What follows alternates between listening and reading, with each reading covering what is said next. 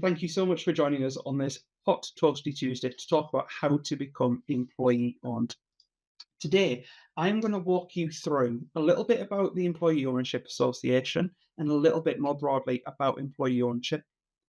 I will then introduce you to two of our colleagues from today's event sponsor, RVE, who will talk you through employee ownership. It will be a whistle stop tour, folks. It is about 10-15 minutes of top level information just to get you introduced. We will then bring on Matt, who's joined us from Foundry 3, an employee-owned business, who will talk us through what the experience has been like for him and his colleagues. And we will then do a Q&A session. If you have any questions at any point, please do just pop them into the chat for us.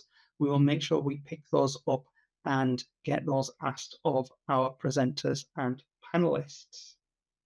We will be wrapping up by 12:30 today, folks, so make sure that you have everything set. So, the impacts of great employee ownership. We know from research that employee owned businesses are 8 to 12% more productive than non employee owned businesses. We also know that employee owned businesses typically invest 20% more on training and skills development for their colleagues. They see an average 20% performance and revenue boost as they transition, and typically employee owned businesses pay an average of £2,729 more per employee via an EOT. In addition to all of these stats, we also found that the majority of EOBs reported profits increasing since becoming employee owned, with 73% of businesses increasing employee satisfaction and motivation. I share those stats all at once because they are clearly intrinsically linked. If employees are more satisfied, if they are more motivated, you will see productivity rise. You are more likely to see profits increase. I want to talk to you a little bit about our members. So we have around about 840 employee-owned businesses who are members of the EOA. You can see some of them on screen. Some are household names that you'll be familiar with, the likes of John Lewis Partnership, Howden, thinking about The Entertainer, who transitioned quite recently, you may have heard of, through to some other businesses that you might not be familiar with, but I would encourage you to look into, like Cleantech, Amberley Care, and Fudge Kitchen, which you might hear a little bit more about from Tom at RVE. So what do we at the EOA do? I just want to share a little bit of information for you on this one. So we are a membership organisation who will support you to explore what employee ownership can look like for you. We can connect you with other employee-owned businesses, much as Matt will be speaking today. We can connect you to those who are in a similar sector, in a similar geography, of a similar size, so you can understand what worked well for them, but also hear what might not have worked quite so well so that you can prepare the best route for yourselves. We have an online community platform called EO Hub, which has over 2,500 employee owners from our 840 businesses. You can go there to ask questions, you can go there to download resources, you can go there to listen to old events, podcasts, but critically to meet other people and ask them your questions. You will likely have seen that we share lots of case studies, blogs, resources. We have our in-depth research reports that I was quoting from on my last slide. We also make introductions to expert advisors. I am thrilled to be introducing you to two of those today from RVE. We also put on lots of events, this one being a free event for you to attend to learn a bit more about employee ownership. We have our next EOA Live event happening in October. This will be happening at the Lowry in Manchester. This is a relatively new format for us. We will have around about 250, 300 people attending from EO businesses for the day. Our most recent EOA Live event, just a couple of weeks ago, unbelievably, completely sold out. So if you are interested in this, please do use the little QR code that's on the screen and get yourself signed up to our priority waiting list. This is where you can sign up to be the first to hear when tickets go on sale. Tickets are likely to be in the £100 to £150 region for the full day event. We will have a number of different plenary and main speakers. We will have keynotes, but we will also have breakout sessions where you can choose whether you want to go and find out more about becoming employee owned, or if you want to find out more about people and culture within employee-owned businesses, I don't want to spoil the content too much. Have a little look, get yourself signed up. We also have a range of training that we call EO Learn. These courses are built around key themes to support you to develop and deliver great employee ownership, ensuring that your business can get all of those benefits that I mentioned earlier. They cover sector themes like governance, EO leadership, employee voice, culture, great trusteeship, whether that be for an employee trustee or independent trustee. And we do something called an EO mindset course. This is where we support you and your colleagues to understand what employee ownership can really be and how introducing behaviours around employee ownership can help you deliver the real benefits that come from this. I'm now going to hand you across to Tom and Jerry from RVE, who are going to talk you through how they support businesses to become employee owned. Tom, I believe I'm coming across to you first. You are just on mute. Give me 2 seconds. Yes, thank you. Thank you, John. Thank you very much for that introduction. My name's Tom Letherby. I am with RVE, and you'll hear from my colleague Jerry Young shortly. We're specialist advisors that help companies become employee-owned using an employee ownership trust structure. For those of you that might need to drop off before the end of the discussion, my contact email is there on the screen now. Please feel free to reach out if you've got any questions. And just to add, I am on the EOA's membership council, which brings the views of prospective employee-owned businesses and current employee-owned businesses to bear on EOA discussions. We are major supporters of the EOA, and we really would encourage you to look at the resources that they offer, which are fantastic. Okay, John, next slide, please.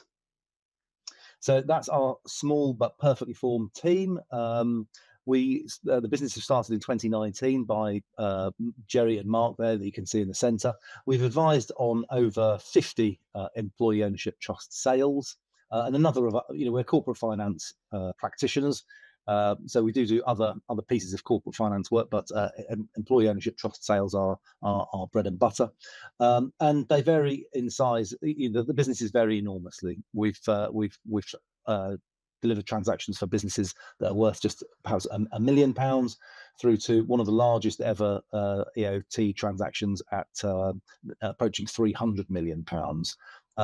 They would span sectors from retail, including Fudge Kitchen, which John mentioned earlier, through to manufacturing, through to consultancy.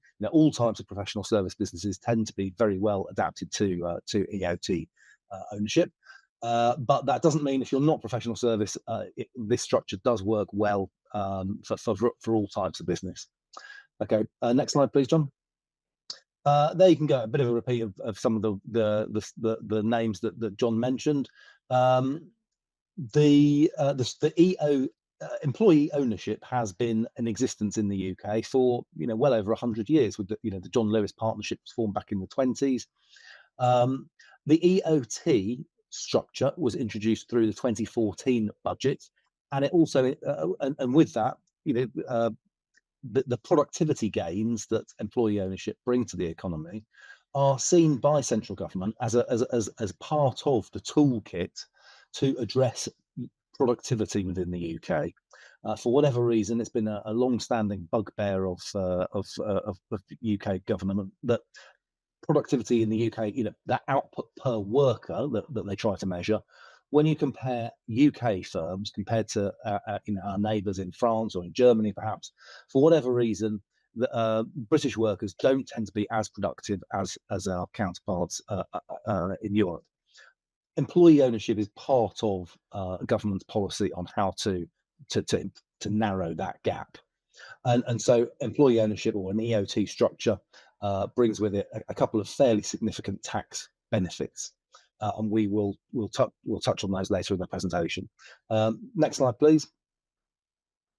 How does an EOT compare with a conventional exit? And this, I think, Matt from Foundry 3's joined us for the discussion later on, and he can really help bring this this point to life. That's the main angle of this webinar. But the flexibility that an EOT offers really is unmatched when compared to, selling to one of your competitors, for instance, trying to arrange a management buyout through perhaps a private equity fundraise, or even a management buyout with a vendor finance. So the existing shareholders effectively lend money to a management team to buy their own company. There's the tax elements, the fact that you can pay a reduced rate of capital gains tax on the sale proceeds. That's the major support from HMRC for EOTs. Business culture, the flexibility in structuring the deal, but what a lot of the clients that we've acted for really value is the ability to kind of maintain that status quo. They've spent years, perhaps decades, building a company, building a culture, and they want to see that carry on into the distance. They don't want their retirement to become the end of that story. So an EOT is a very attractive offer for many shareholders to consider. Okay, next slide, please. Okay, I'm going to introduce my colleague Jerry, who's just going to talk through how the EOT structure is arranged. Thank you very much, Tom.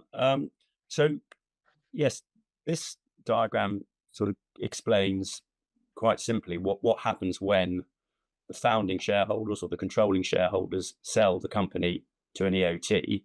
Effectively, what's happening is the purchase price is determined by an independent valuation, and the EOT trust purchases a controlling interest.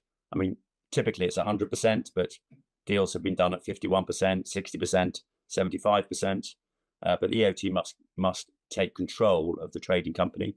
So it buys the shares at the independent valuation, and some of the consideration is settled out of any surplus cash that the company may be holding, and the balance is paid through effectively a long-term earn-out structure.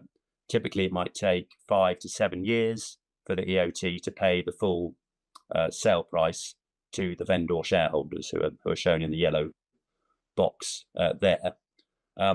The transaction crystallizes tax at 12% for the shareholders. Again, they can pay that tax in installments because they're not getting all the sale price up front. But the tax crystallizes on the date of sale and is not impacted by any later changes to capital gains tax, even though the purchase price is being settled over maybe 5 to 7 years. The EOT is controlled by trustees. That's typically an employee, maybe an independent professional sitting as a trustee as well, and maybe the founder of the business sitting as a trustee. They effectively control the trustee. They make decisions on behalf of the trust, and the purchase consideration is settled by the trading company paying effectively dividends out of its after-tax profits up to the trust, and the trust then using that money to pay the vendor shareholders. So that's, and the employees, as you can see at the top there, the employees are the beneficiaries of the trust. They can benefit from bonuses paid by the trading company, which are tax-free for the first 3,600 per year. Okay, next slide, please. So as Tom was saying, one of the benefits of business owners selling to an EOT is what we call EOT relief. This is the reduced rate of CGT, 12% effectively, that applies if you sell a controlling shareholder to an EOT. You may remember that used to be 0%. It was changed to 12% in the last budget, but that still compares very favorably with the 24% standard rate of CGT or the 18% BADR, business asset disposal relief rate, which applies for the first 1 million if you do a conventional business sale. But you do have to meet certain criteria before you can get the EOT relief. First of all, the company needs to be a trading company, not an investment company. The trust must be set up to benefit all of the employees of the trading company.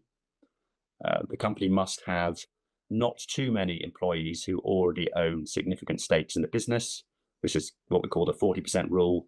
Broadly speaking, if more than 40% of the employees already own at least 5% of the company, each 5% each, then HMRC says, well, your business is already effectively employee owned anyway, and you don't need an incentive to make it more employee owned. So sorry, you can't have the relief.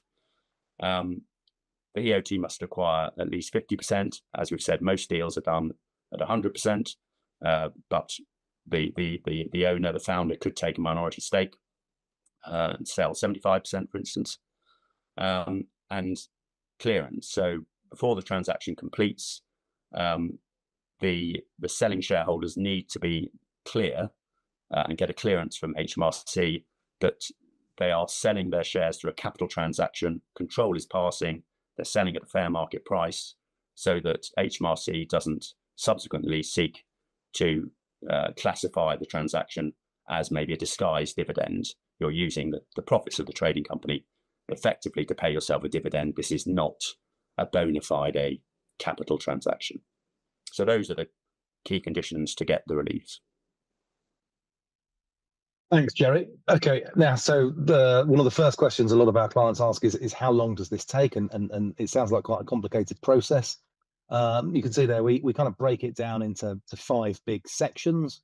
As I said earlier, we are corporate finance advisors. Our team combines accountancy and legal advice. So we look to during the first stage of our discussions, we look to think about what the deal structure should be.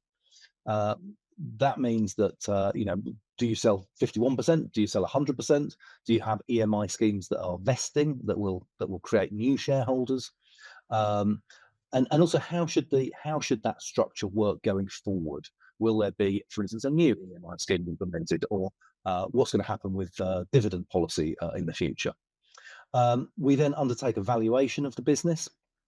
Again, the budget 18 months ago set out that every EOT must have an independent valuation that the trustees can then review to ensure that they'll satisfy themselves that they're not paying more than fair market value for the company's shares. We then take you through the HMRC tax clearance. That's what they call a statutory clearance. So HMRC has to respond within 30 days. It's one of the few bits of government that works really well, because they're bound by law to make it happen. It's an important part of the business community life. We then put together the legal documentation which will bring about the sale, and we also then form the trustee company.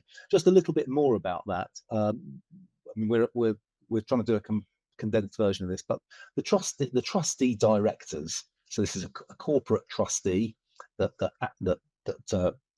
takes legal ownership of the shares and makes decisions on behalf of the trust. It has typically 3 directors appointed, though there can be more. It must be independent of the selling shareholders. And as Jerry said earlier, it would normally comprise of one of the founders, one of the major shareholders that are selling to the trust, an independent professional. So Jerry and I sit on several independent trustee on several former clients, including myself as the independent trustee alongside Matt at the Foundry 3 trustee company, and then an employee representative as well. And those three, when they come together, that is the trustee meeting, making decisions about how the trust and how the trading company should behave. It's typically a very light touch that's required. If any of you in the audience have ever been school governors, you'll have a sense of what the trustee company is looking to achieve.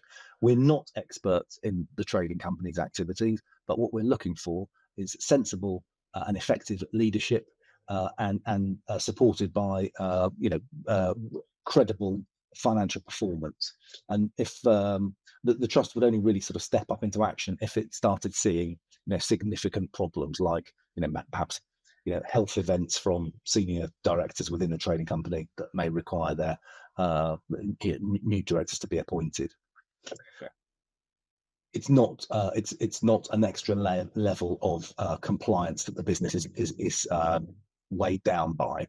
The directors of the trading company still run the business. And as you can see there, those steps have been outlined in a graphic, just showing how it typically takes 3 or 4 months. If any of you work in businesses which have FCA oversight, if you're in a regulated sector, that might add another month because there's a change of control requirement from the FCA. But for most normal businesses, 3 or 4 months is typical, and it's that flexibility over timing that I think is so valuable within EOT. You may think that a 5-year pay down sounds like quite a long time, but actually, if you think it's going to take you a year to get your business ready for sale, another year to actually find a buyer, and perhaps another year to transact, and then you'll be on a 12-month earn-out, all of a sudden the two compare quite well. Righty-o. Next slide, please. Or are we finished at that point?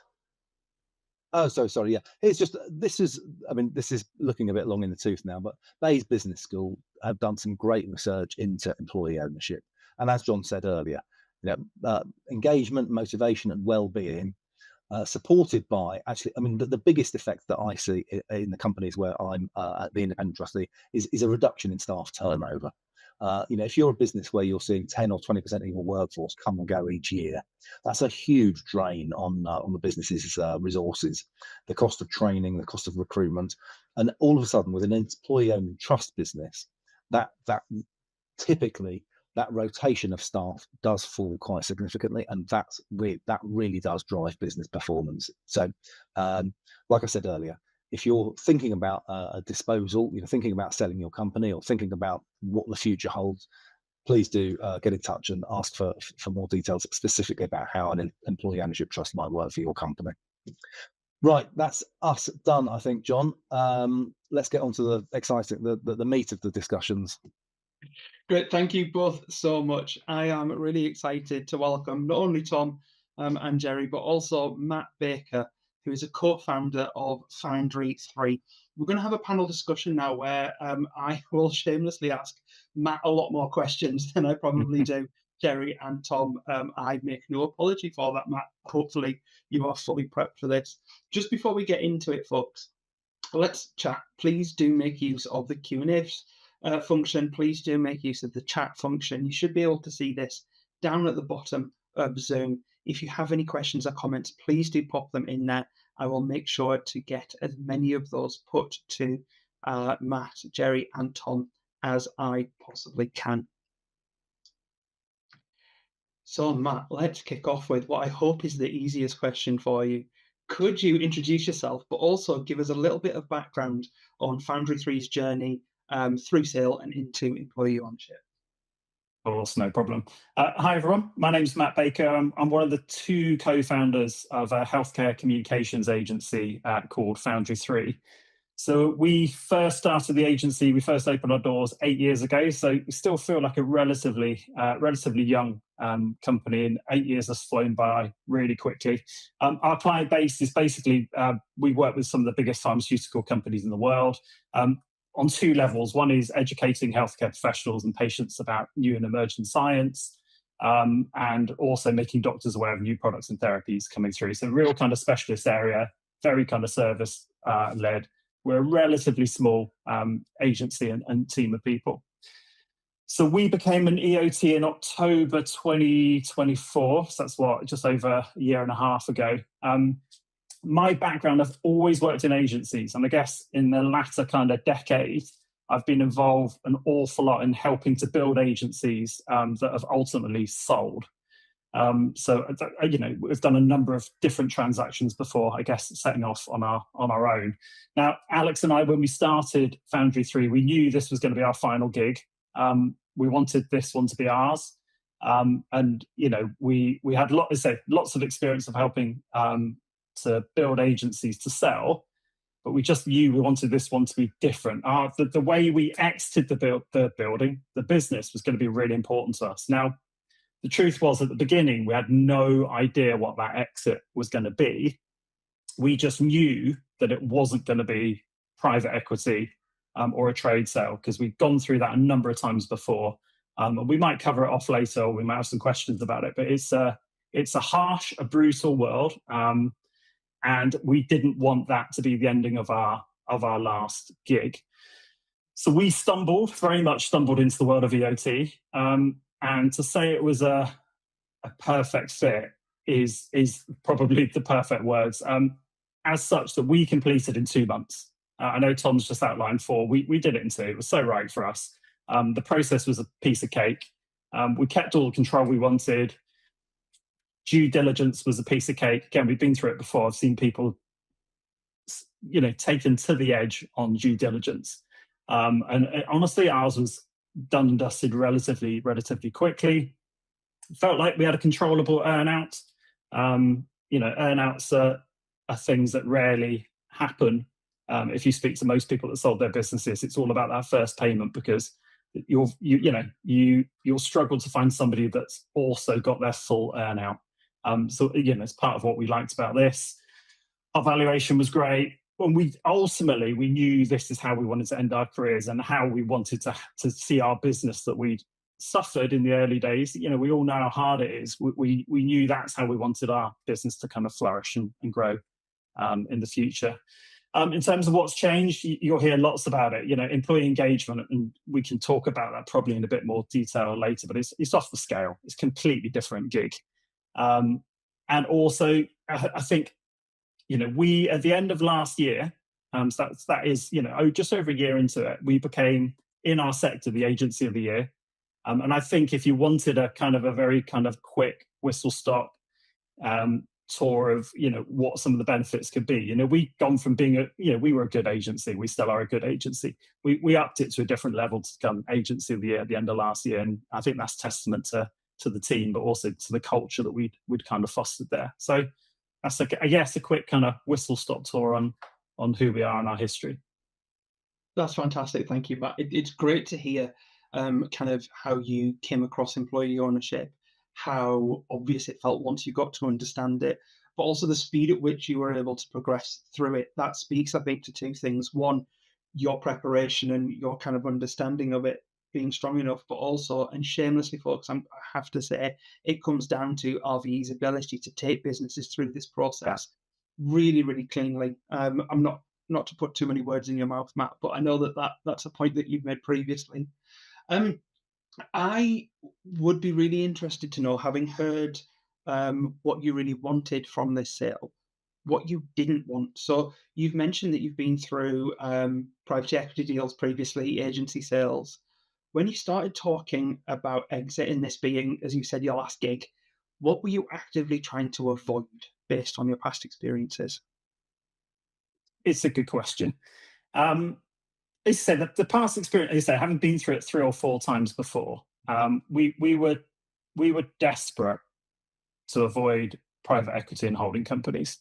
It might be a deeply personal thing, just the way I am and the way kind of we as a business are. And it is a bit of a cliche, but honestly, the focus on numbers and spreadsheets and margins and squeezing as much as you can out of the business is just, it's draining, and it's I don't know, it's a real kind of harsh world. It's also quite a ruthless world. Again, we've seen in the past amazing teams and amazing businesses fall apart. Not financially fall apart, but some of the great people leave. You see the culture of companies shifting.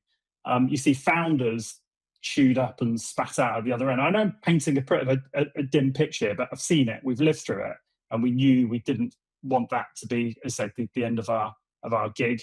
To the extent that we'd probably have given the business away rather than go down that path. That's kind of how passionate we were kind of about it. And it's an interesting world. I talked to my business partner about it the other day, and we likened it almost to going on a first date, this kind of whole private equity world, because the first date, if you do go down the private equity world and a trade sale, the first kind of few meetings will be great. You'll be wined, you'll be dined, you'll get to know the people, and it all seem really, really cool. You'll meet the wider family, more people involved, most of them wearing very sharp suits and talking only about spreadsheets. But again, that's probably where your first bit of doubt starts to come in. On the transaction day, having been through the due diligence, you'll be absolutely shattered, but there'll be champagne, press releases, announcements about the perfect marriage. But the danger is you'll wake up one morning and you'll wonder what you've done. The kids who are the employees will hate the business, potentially. You'll be arguing about money all the time. You'll be constantly reminded you're no longer in control. It'll feel like a messy divorce. And I know I'm painting a dark picture, but it's from experience. I guess hence the reason we went down the EOT, because it was the anecdote to all of those things that we wanted to avoid. So to be crystal clear, we knew absolutely what we wanted to avoid. We just didn't at the time, before we found the EOT, know what the answer was going to be. Thank you so much. It's really interesting to hear. As you say, it's a dim view on what PE sale can look like, but it comes from experience for you. So it's kind of not looking at it and going, I think that's what that will be, but having lived through it more than once and seeing what that looks like. Can I ask really quickly? We've got one quick question, Matt. How many employees does Foundry 3 have? So we are about a dozen. So we're relatively small. We're quite an unusual business in the sense that we use a huge database, and as actually say database, that makes it sound terrible. We've got some amazing freelancers that we work with on an ongoing basis as well. So any given day, we're probably a team of about 30, but the core employee-owned trust is about 12. Fantastic. Thank you, Matt. Tom, I'm thinking when founders, owners come to you at the point of going, we know that we're considering selling, we might not want to do PE, or we might not want to do a trade sale or an MBO, but we're not entirely sure what this looks like and how things stack up. What typically pushes employee ownership onto the shortlist for other businesses? Yeah, well, I think every business owner that's being sensible about a change of control definitely needs to have employee ownership on their shortlist. You'd normally see, private equity. I mean, I know, Matt spoke very passionately about how much he doesn't like private equity, but it does work very well. The private equity sector is thriving in the UK, and it drives, lots of employment and lots of progression by companies. I mean, for those individuals at the time, it may feel a bit pressured. I'm no doubt of that, but the UK has this amazing financial services industry, and it does allow, most companies can go and have a sensible conversation about securing third-party investment to fund a management buyout or private equity deal or whatever. There's also a very active trade sale market. So most founders will think about selling to competitors, but that brings some risks, especially once you get into that due diligence phase and you've got to start perhaps introducing your competitors to your most valued employees, your leadership team, and they want to start seeing some financial information and seeing who your most valuable customers are potentially, or your supply base. So an EOT does kind of dodge quite a lot of those issues, but you have to be patient with expecting payment. A third party is not bringing new money into the transaction. So for countless reasons, EOT should definitely be on the shortlist for every business owner looking to sell. Thank you, Tom. It's really helpful to understand what that can look like for businesses who might not have the kind of experience that Matt speaks to, having a clear understanding of what the options were not to be. Most people only do it once, Matt, and that's part of the reason why we invited Matt along today, is because most people don't, only sell a business once, or are only involved in these kinds of transactions once or twice in a career. But Matt's been through the mill quite a few times over the years. He's a lot older than he looks. I mean, John, just taking your question there, when a founder's looking at their options, I mean, we speak to lots and lots of founders, and my background's obviously at PwC, corporate finance, where I did a lot of private equity deals and a lot of trade sales. And it depends on the circumstances of the founder. If you're maybe relatively young in your career, let's say you're in your 40s, and you want to take some money off the table, take some capital out of your business, but you think it's got another level to go to of growth, and maybe to get to that growth you need some outside capital, then private equity could be perfect for your business. You get to keep a big stake, you get to take some money off the table, you get someone who can provide capital, maybe some good contacts and non-exec expertise and introductions to advisors who can help your business to develop it. And we would say to that sort of founder in his 40s, look, EOT is probably not right for you. You think your business is worth 100, we're going to value it at 50. Private equity might take your business to 100. You can sell some at 50 today and get the rest out at 100 through your private equity deal. You're young, you've got lots left in the tank to take the business to that level. Private equity is the right partner for you.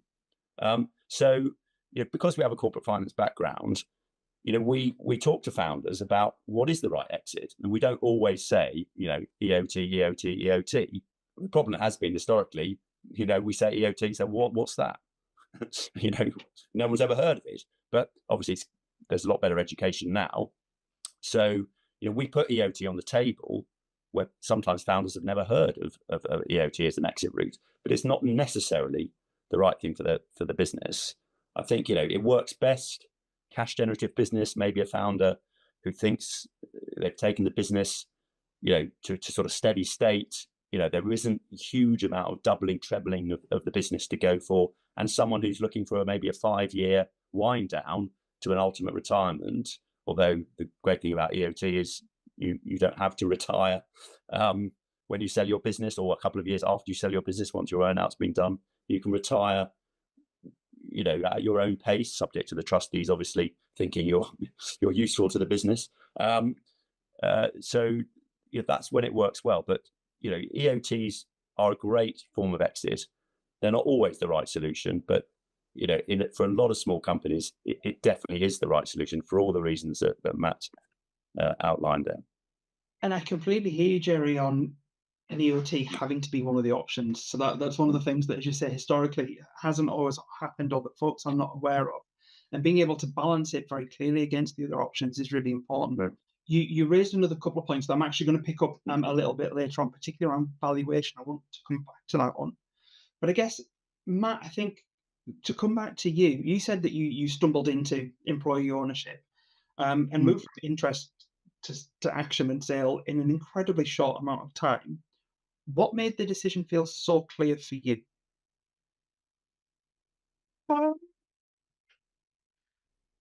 It was all the things we were looking for. We knew all the things we didn't want. We knew all the things we did want, and it to an extent, it almost felt a little bit too good to be true. So we really put the EOT under the spotlight and tried to pull it apart and find its weaknesses. And it's interesting because the more people you talk to about it, you find they'll ask you a lot of questions trying to find out where the catch on it is. And we didn't find a catch, and we've lived with it for 18 months, and doesn't appear to be one, or there isn't one.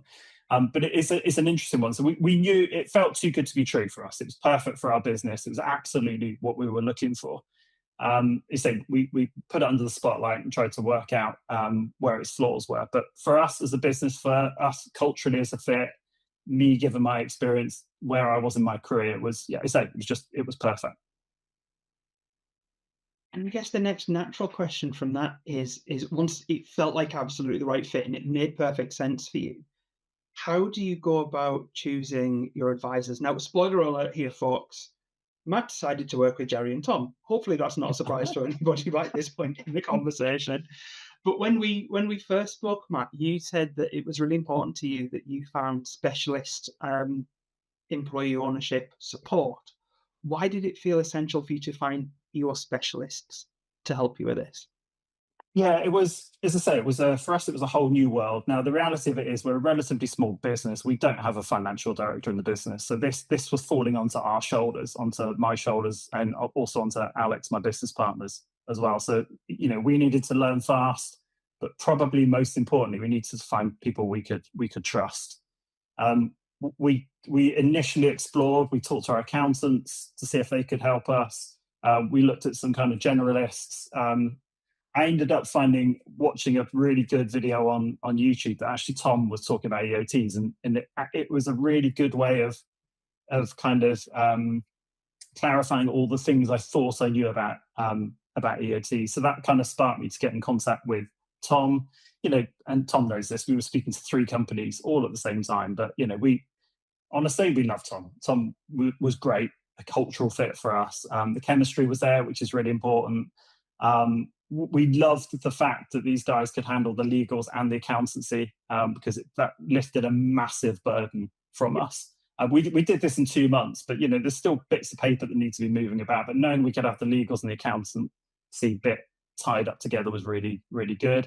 It was a massive benefit that these guys were experts in this field. It just felt like it de-risked it for us. There wasn't a single question I asked of Tom that he didn't know the answer to, and couldn't draw on really good experience from. So, for us, it was a very easy decision. It was a complete no-brainer, to the extent that Tom's still with us as our independent trustee. And we genuinely, I'm not just saying it because he's here, so you can cover your ears, Tom, but we are genuinely delighted that we found Tom, and he's just integrated into our team, really, really well.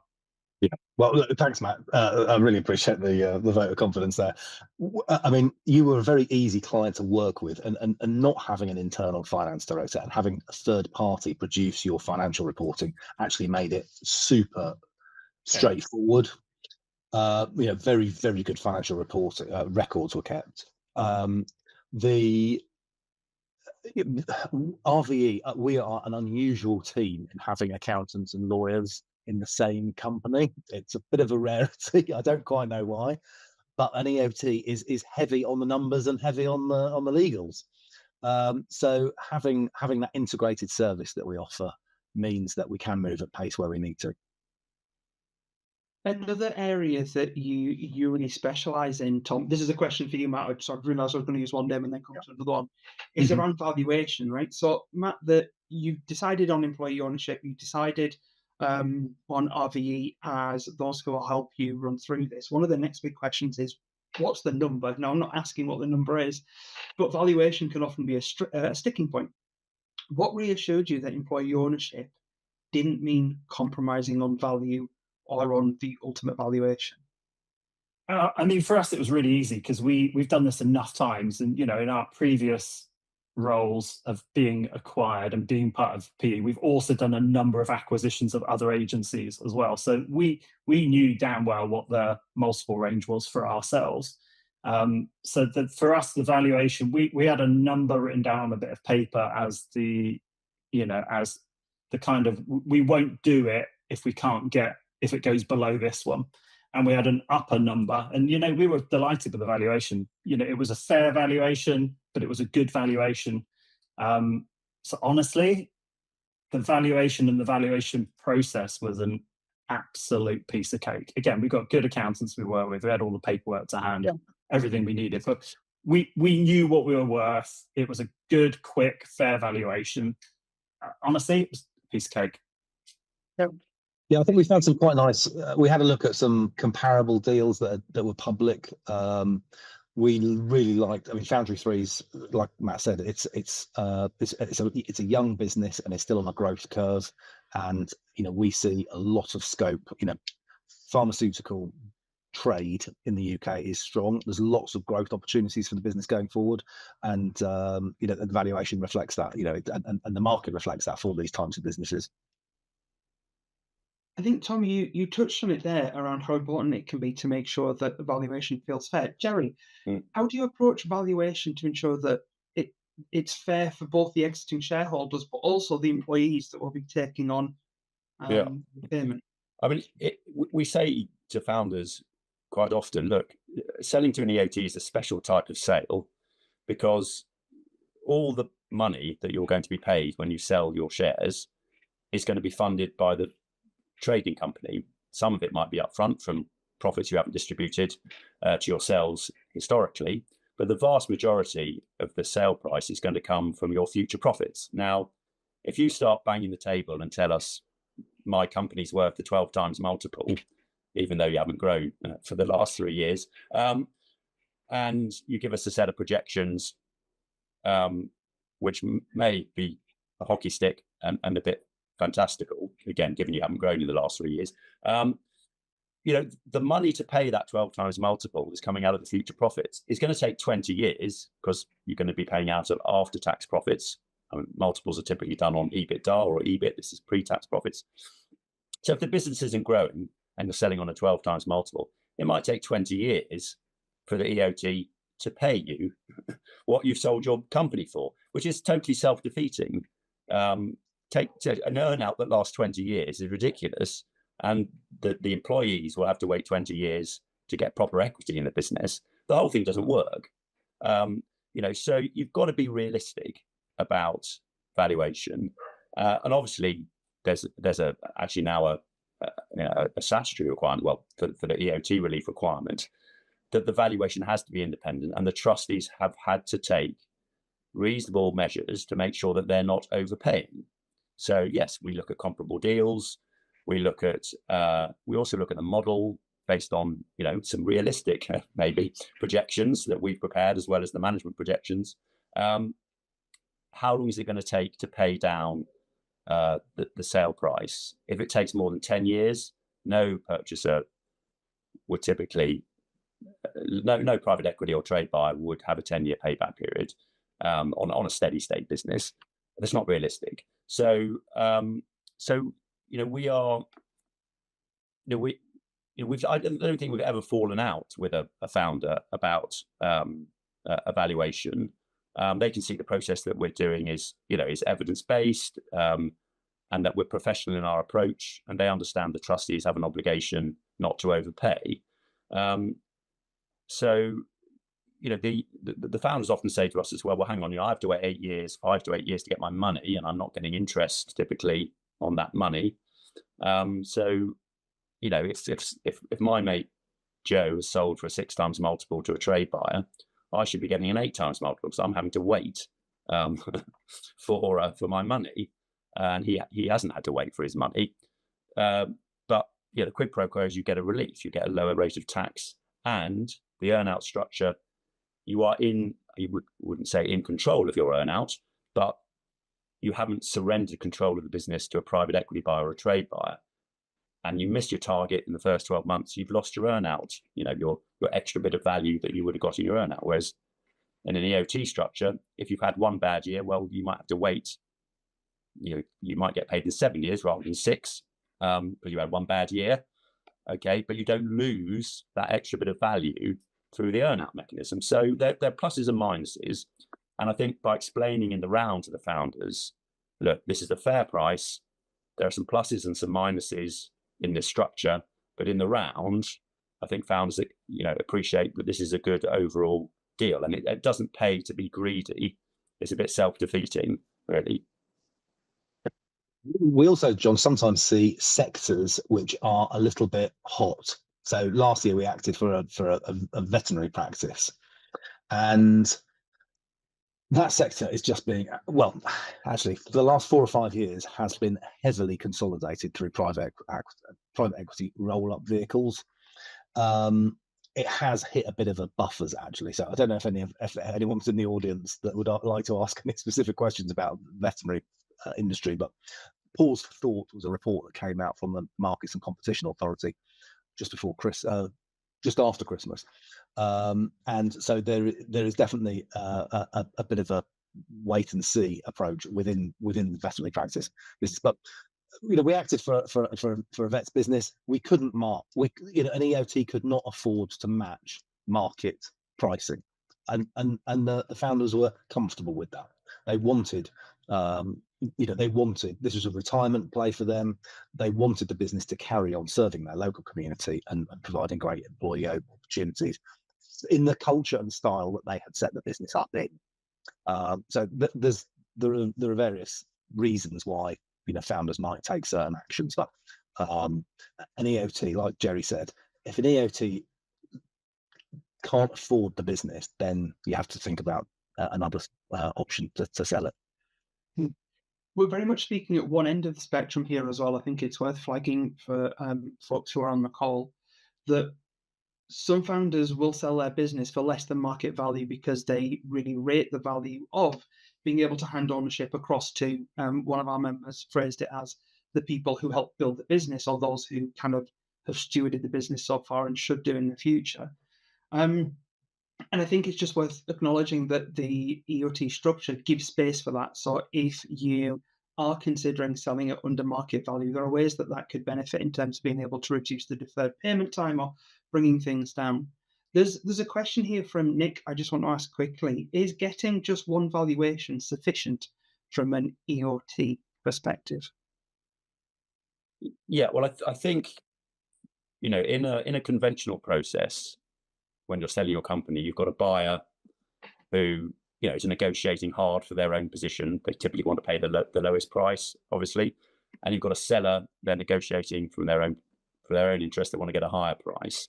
The idea with an EOT is the buyer isn't sourcing external capital and is comprised of trustees. The seller knows enough about the business probably to be able to look after themselves. And so the advisor's role, what's our approach anyway? I'm not saying it's necessarily the right approach, but it seems to work quite well. Is we sit in the middle, setting out not just the value but also the terms in the sale and purchase agreement. What should the warranties look like? What happens if the EOT can't afford to pay an instalment? The detailed terms of the transaction that represent a balance between what the buyer and the seller could reasonably expect if they were negotiating the transaction, as principals. In an EOT transaction, you don't really have a principal on the buy side. It's an EOT. It hasn't been formed yet. The trustees haven't been appointed yet. So it needs someone sitting in the middle to set out what is reasonable. Now, the seller, typically the controlling shareholders that found the business, they know enough about the business to know whether they think the SPA is fair. Or they can get their own legal advice, of course, and they can get their own financial advice as well. But they probably know enough about the business and an EOT transaction, it doesn't have lots of complicated earn-outs and warranties and, insurance policies attached to warranty and indemnity. It's a lot simpler than a conventional trade sale. So the seller is normally in quite a good position to be able to make a reasoned judgment as to whether this is fair for them.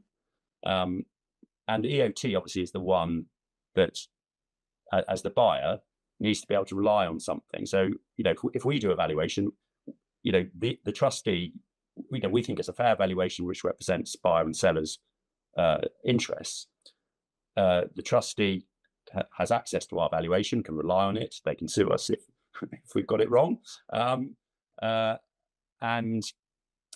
the trustees who are buying the company can get comfort from that, but they can also get comfort for how the transaction is structured, which reduces the risk to the EOT of them being unable to afford to pay the sale price or the company going bust.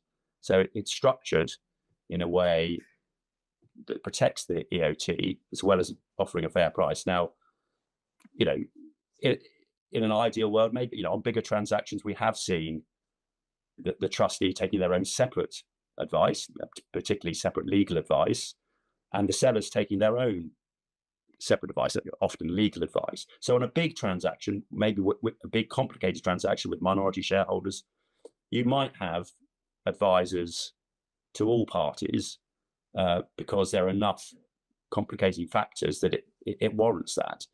But in most transactions, just having one valuation report, one advisor sitting in the middle, but there's a cost issue obviously as well of having three lots of advisors.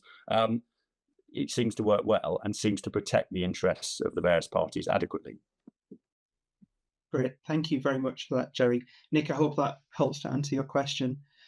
Matt, to come back to you, we've talked a lot about the kind of the pre-transition, the thinking it through what this looks like. Having sold into private equity before, I imagine you were bracing for disruption as the transition happened, particularly on day one, week one, month one. What did day one of employee ownership actually look and feel like? It's quite interesting, really, because nothing changes. It's and I think that's probably the joy of it. Honestly, it felt odd for a couple of days. You've got to kind of get your head around it a little bit. You've got to be a little bit careful about the language you use. your employees, just to, because it's an exciting time. Just be a little bit careful you don't kind of over promise exactly what it is. So no, it's very much business as usual, I say, which is the joy of it. And honestly, it still feels like we're running our own business. It still feels like the first couple of years. We're still in that exciting phase. We're still growing. There's loads going on. The only real change is amongst the team. We've got an amazing team, like an amazing team, and somehow this has sharpened them up and made them all even better. And there's a real sense amongst them of responsibility now. So, for example, we had a kind of a company meeting last week, maybe the week before last, and people are working really hard. And we talked about bringing another writer into the business, and every other agent, I've been doing this for 30 years now. Every other agency I've been in, the thought of having another person, everybody jumps on it, and it happens straight away. And here, everybody went, well, hang on, I think we'll be okay. Let's just hold fire. We're a small business. We're highly profitable. Our team will benefit massively as this moves forward. But it's changed their mindset a little bit. They feel this real sense of ownership of things. So rather than jumping into investments, they're going into it now with caution and just trying to protect the margins of the way we do our business. And I just think that's a really interesting shift. So day one felt weird for a couple of days, but it's the joy of it. It's business as usual. I love how well you speak of your team, and being such a small team, I imagine it's that bit easy to know and understand everybody and their skill set. And it's really, it's great to hear how quickly they've taken on what we call the EO mindset. So that ownership mentality of what does this mean for the business? What does this mean for us? Rather than just going, bring more staff in. Let's just spend more money on things. Taking a step back and really considering what's necessary. I've got a question that I'd like to ask you. Again, this one comes from Nick, actually. At what point in the process did you bring the employees into it? And how did that work for you and them? Yeah, that's a good question. So I'm trying to remember this properly. So basically every year we have a summer party. We just get together for 2 or 3 days and just spend time together as a team. A lot of us work remotely. When the team started to get to around 10 people, we asked some this is kind of, I can't remember. Let's go 3 years back. We asked the team if there are any questions or anything they wanted us to talk about. And the question came up about what happens when you and Alex retire. So that was the first time that we had a conversation with the team, and we were brutally honest with them. We sat there and we went, we don't know what it's going to be, other than it's not going to be, I'm like a broken record. It's not going to be private equity. We're not going to do it to you. Nearly everybody, all of the team had worked previously in agencies that had been acquired, and that's why they'd left. And ultimately, we picked them up. So they knew, so we knew, we were able to say to them, we're not going to do that to you, but we don't know what it's going to be. Almost exactly a year later, we'd had those initial conversations with Tom, and we were really open and honest with people. We sat them down and said, look, this is what we're thinking about doing. Has anybody got any questions? Anybody got any concerns? People's only question and concern was one of, okay, if we do this, are you going to walk away from the business straight away? And it was like, well, no, that's the joy of this. You've got us locked in for, I don't know, it could be 4 years, 5, 6, 7, somewhere around that. So we had a nice, predictable kind of path forward.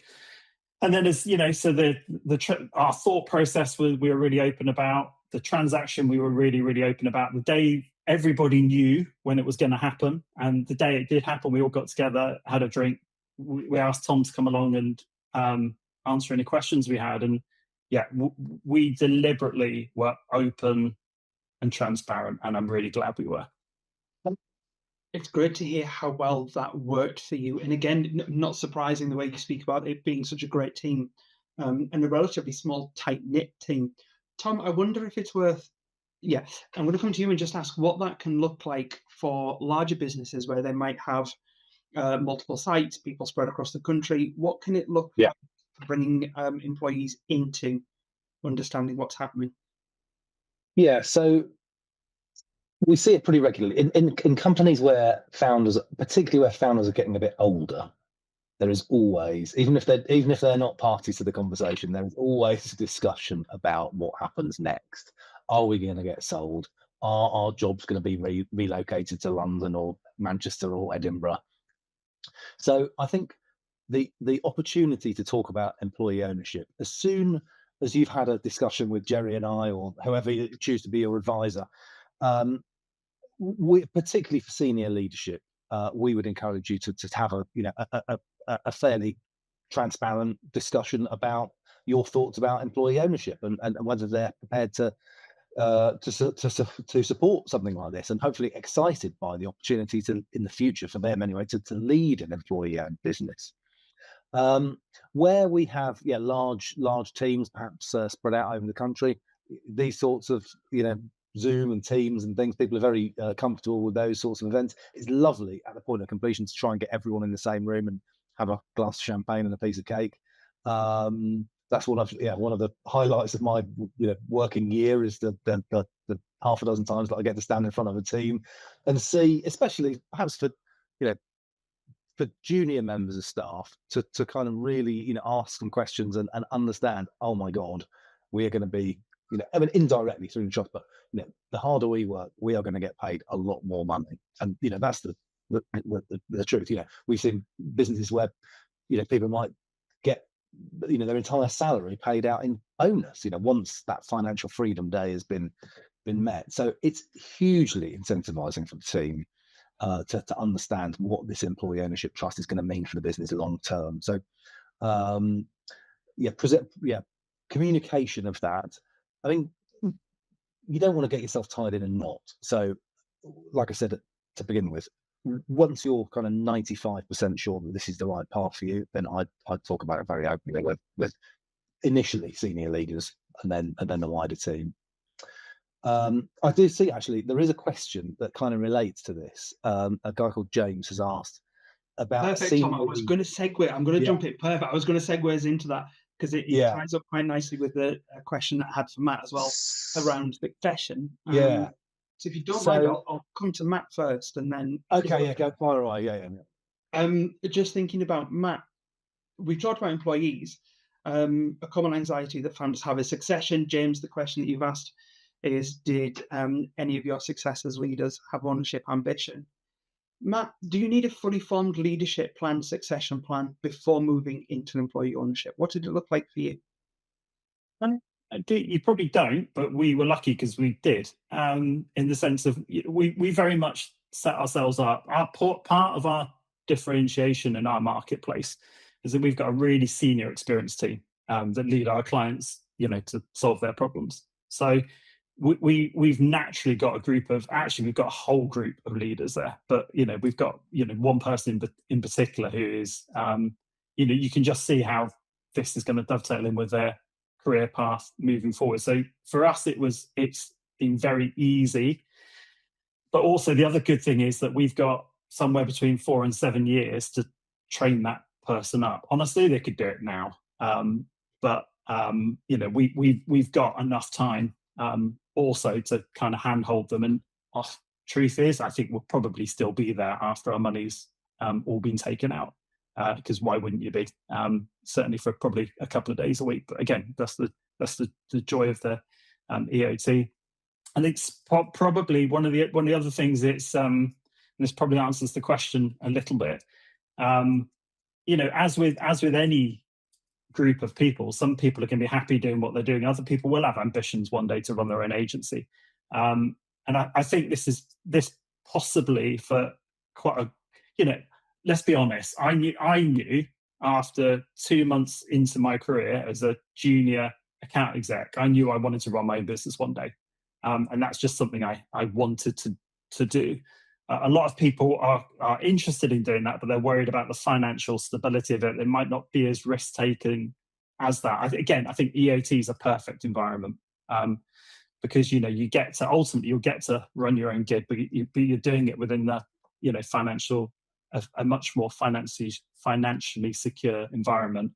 And again, maybe it's just because we're a high margin business, but I think our team, once our payments are done, these are life-changing amounts of money each year, which is great. So succession was easy for us. We had a team of people there, but keeping people engaged in it, even those that have probably got an ambition to do something themselves one day. I think there's enough about the EOT to keep people interested. Brilliant. Thank you, Matt. Tom, sorry, to come back to you then, Tom. What does Yeah, it look so- like if you don't have that?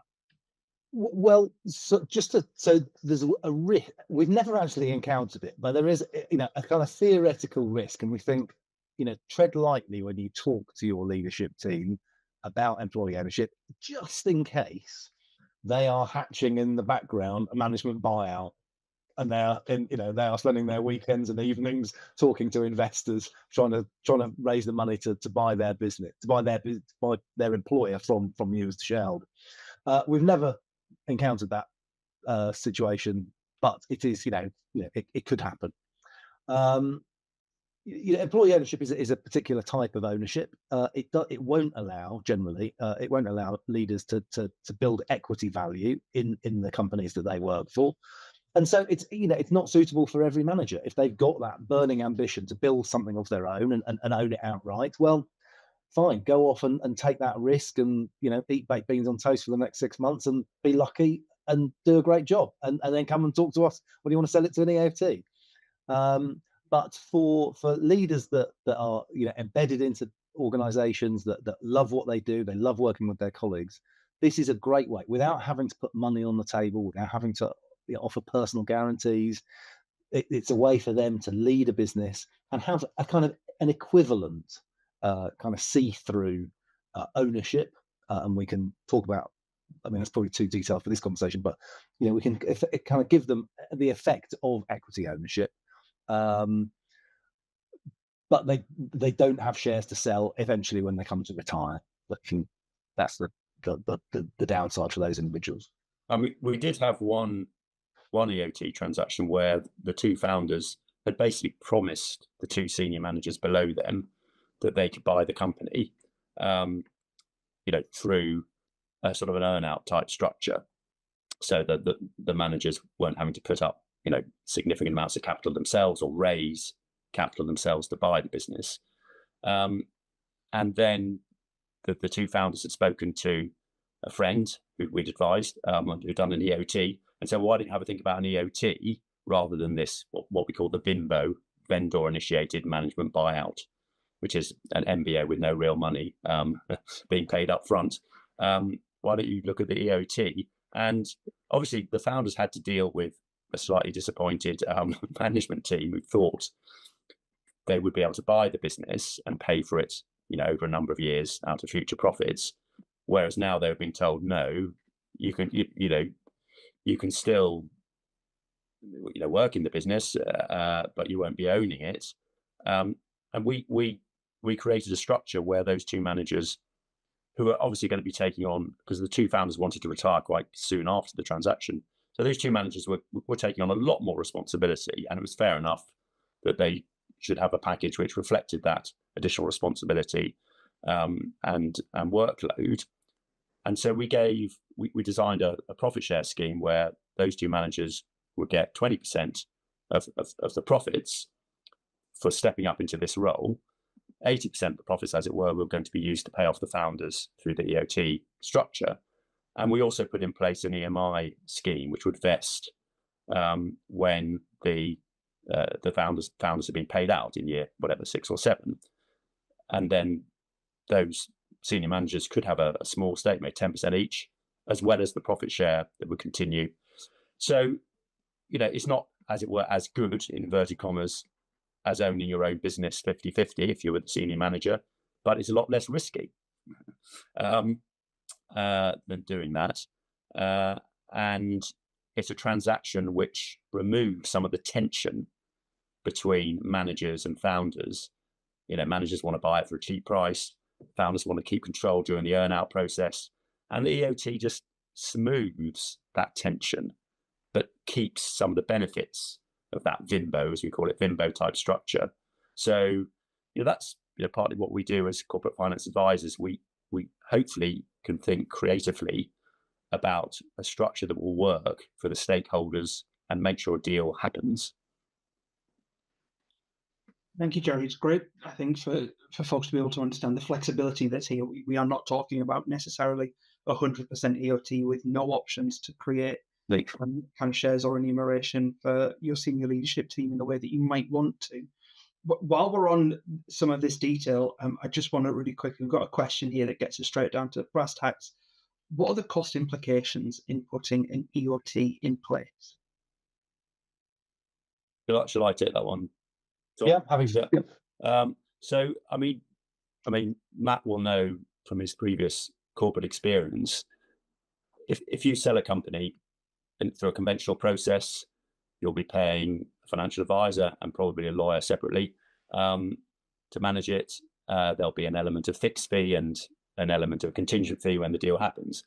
And, if we say a typical SME sale, let's say is in the £3 to £10 million range. I mean, I know obviously they're lots smaller than that and quite a few that are bigger than that, but let's say that's the typical sort of range, 3 to 10 million. I think you'd be looking at costs of about 5% in a conventional process, which obviously is a lot more involved. The advisors have got to get the business ready for sale, prepare an information memorandum, hunt for buyers, prepare a data room, get the due diligence, negotiate the transaction, negotiate around the due diligence issues, negotiate the SPA, all the arguments about warranties and earnouts. And the deal, in our experience, 3 out of 4 conventional sale processes will not complete. Yep. So you'll end up with your bought costs. Okay, you won't be paying the full 5%, as it were, but you might end up having paid 1.5% or 2% and not having completed the sale. An EOT is a much simpler process because the advisors are not having to do a beautiful brochure. They're not having to hunt around America and the Middle East to find the perfect buyer. So you're not trying to find a buyer. You're not trying to run a complicated due diligence process. You're not having to negotiate a difficult SPA. So you would expect the transaction costs to be lower. And also the deal is much more likely to happen. In our experience, probably 95% of founders who said, I want to sell my business to an EOT have actually done that, not 25% as in a conventional sale process. So it's less risky for the advisors as well. So you'd expect the fees to be lower. So, I mean, I would say, in the 2% region, that's legals, financials, maybe other bits and bobs, compared to 5%. But again, that is very, very broad. It depends on deal size. It depends how complicated the transaction is. But I think the key takeaway is it's a lot simpler and it's a lot cheaper than a conventional process. Great, thank you, Jerry. Julie, I hope that answers your question. I would encourage you to drop Tom a line just to kind of pick up on the detail of what this could look like for you. Well, I'll put Tom's email address up at the end of the Q&A again. I think there's a question, Matt, around from Gemma. What does your EOT board look like as a small company? Yeah, really simple. So you've got Tom as the independent trustee. You've got Alex, who's my business partner, as the kind of, I guess, the representative of the original directors. And you've got Laura, who represents the employees. So that's a really kind of simple structure. I come into that meeting every 6 months when we have it because I report the financials. And we broadly agree what we're going to do going forward. So it's a really simple, straightforward team. You've got independents, you've got Alex representing us, you've got Laura on the staff, get together twice a year. And then honestly, for the first year, we kept going back to Tom going, oh, we need to do this. Can we, what's the process we need to go through to with the trustee?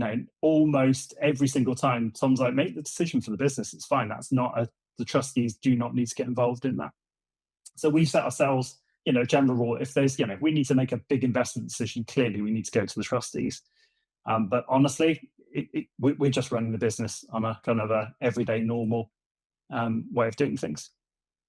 Yeah, it's really important to remember, Gemma, that the directors of the company are running the company. The trust is there as the shareholder, and it's important as a responsible shareholder. We keep careful eye on what's going on in the company. So yeah, Laura and I will, and Alex will drag Matt into the meetings, hold his feet to the fire, and challenge him over financial performance and what's going on with the team. And they do a great job. They do a really good job. Now, clearly, if they disappeared, or they started turning up to every trust meeting drunk out of their heads, we might start asking some questions over the quality of leadership. But they don't. They're brilliant, and they're running a fantastic business. Yeah. But let me just, so I know, and I've been banging on about what the PE work. Let me just give you a really, really good example from this year as to what these meetings are like versus what they were like in private equity. So going into this year, the market's tough out there at the moment. Budgets are being cut. We're working out how AI fits into the world. Basically, going into this year, this financial year, we're like, well, we're gonna hold on our numbers. Let's just have a year of a deep breath, consolidation. Let's just ride this one out. In terms of a trustee meeting, all agreed, everybody happy, all good. Even though it takes us a little bit off plan, it's the right thing to do for the business. If I rewind 10 years ago in a relatively similar circumstance with private equity in the room, we had exactly the same request. It was a much more dramatic situation. Our business was under real pressure and was having a hard time. So we argued to hold our number for that year. Just give us 1 year of breathing space to get the business back to where it needs to be and to move forward. It did not matter what we asked for in that room. We had to deliver 25% growth. It was non-negotiable. Makes absolutely no sense. We missed the number. People's earnouts were, it's just that is the difference that we're dealing with here. That's really useful. Thank you, Matt.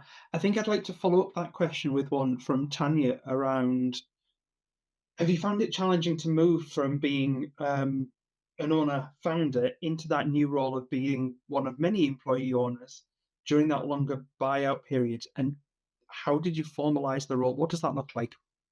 Nothing's changed, honestly. Literally nothing feels like it's changed. I still lie awake at night worrying about the numbers, as I always have. You still worry about the team. The structure is different and the shareholding is all different, but ultimately, this business needs to carry on performing really, really well. If it does, Alex and I get our money out. Every 6 months, we get a release of our money and everything's great. And then at the end of it, our employees, it's Freedom Day is going to be amazing. That's the thing I'm most kind of looking forward to. So no, nothing's changed. Even if I were to meet you at a wedding and I'd never met you before, I'd probably still talk about the fact I run my own business. It just doesn't change.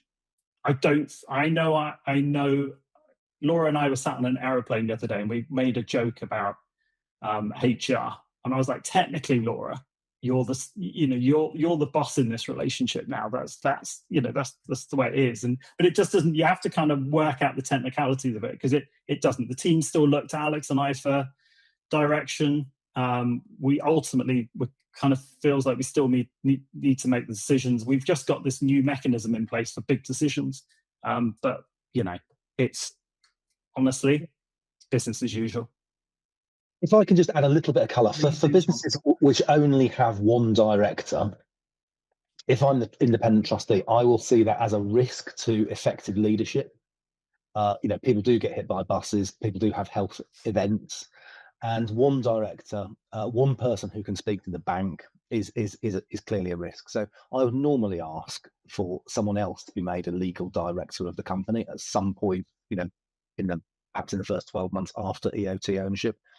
So that people do need to think about their relationship with the trust. It's not, I can think of one or two clients that we've had that are very strong personalities in their business, and it's before the EOT, it's their train set. They can kind of put their opinion very forcefully.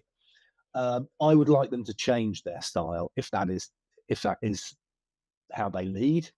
And to be a little bit more inclusive, and having a second director join the company's, the trading company's legal board of directors, I think is a signal that things have changed and that person needs to be a little bit more collaborative, perhaps.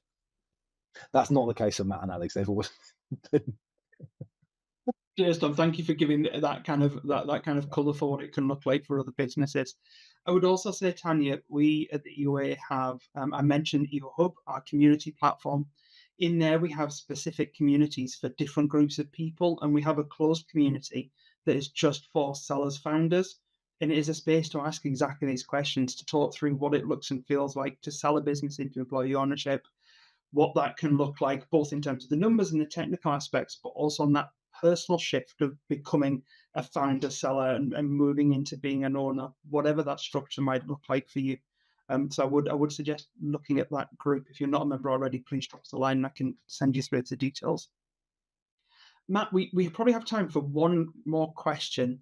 The question I was going to ask, I feel like I know the answer to, and that is, knowing what you know now, would you still do the transaction? I'm going to guess yes. Yeah, cool. So let me extend on that then and ask, what's the single biggest piece of advice that you would give a founder in the room today considering employee ownership?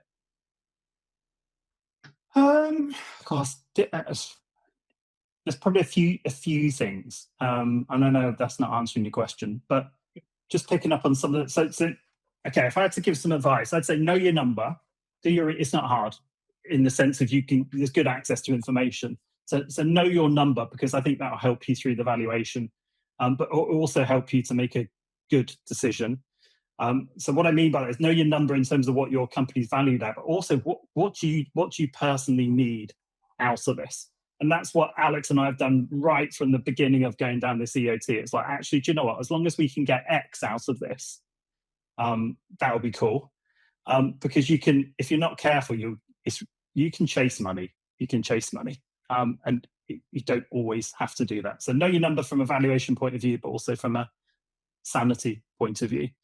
I guess the second bit would be careful who you listen to and who you take advice from. So I absolutely knew EOT was right for me and for Alex, and I'm still convinced about that now.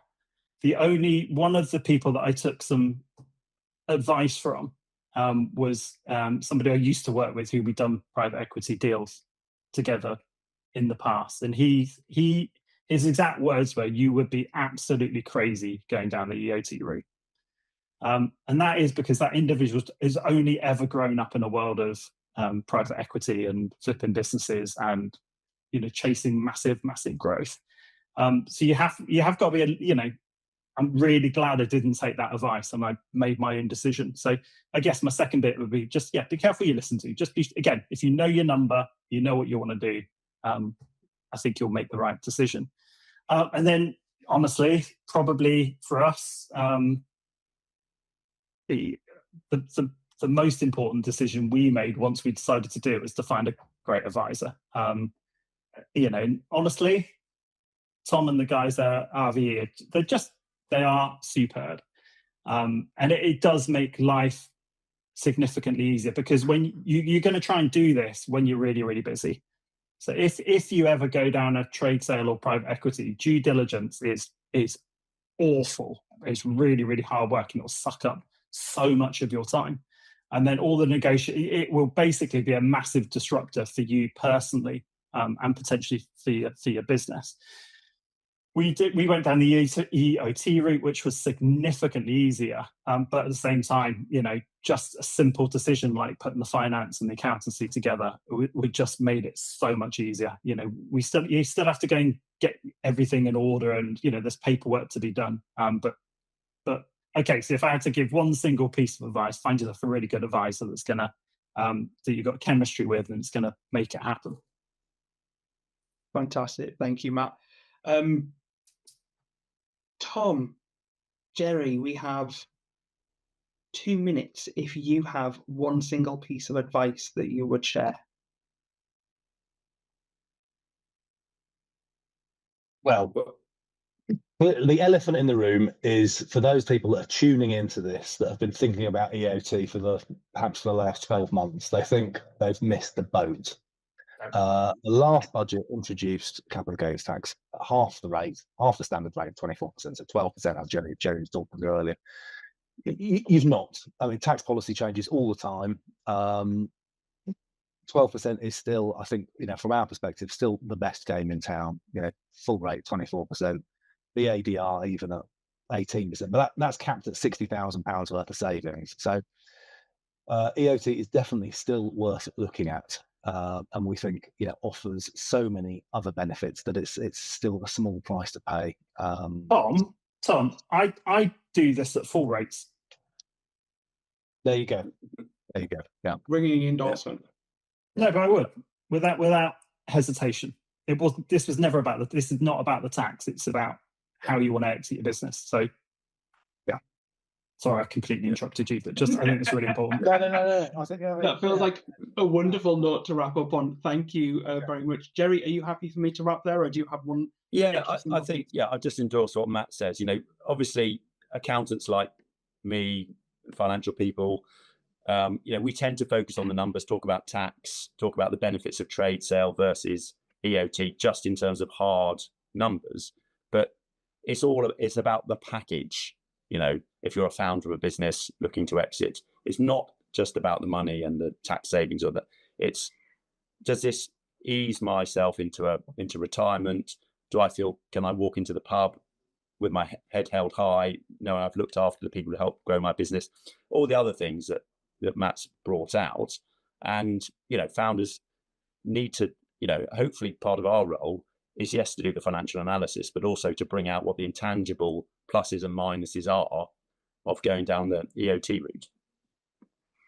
Fantastic. Jerry, Tom, thank you so much for making this event possible, for creating space for us to talk about what it can look like to become employee owned. Matt, thank you for sharing your experiences so honestly and openly and enthusiastically. It's wonderful to see that as you are into employee ownership, it absolutely still feels like the right place to be. Folks, we are going to wrap up there. I would ask, if you have a phone or another device with you, please do scan the QR code that I have just popped up on screen. That will be giving us some feedback so that we know what's worked well on this event, but also how we could improve it moving forwards.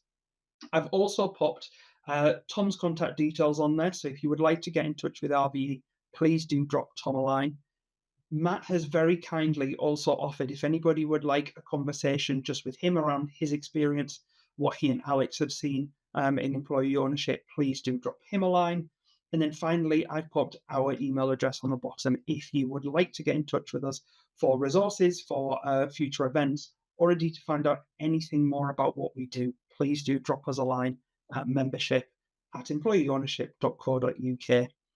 Thank you so much. Thank you for engaging so much, folks. Thank you for all the questions that you popped into chat.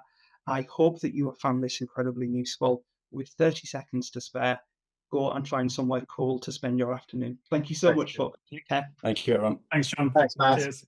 Bye.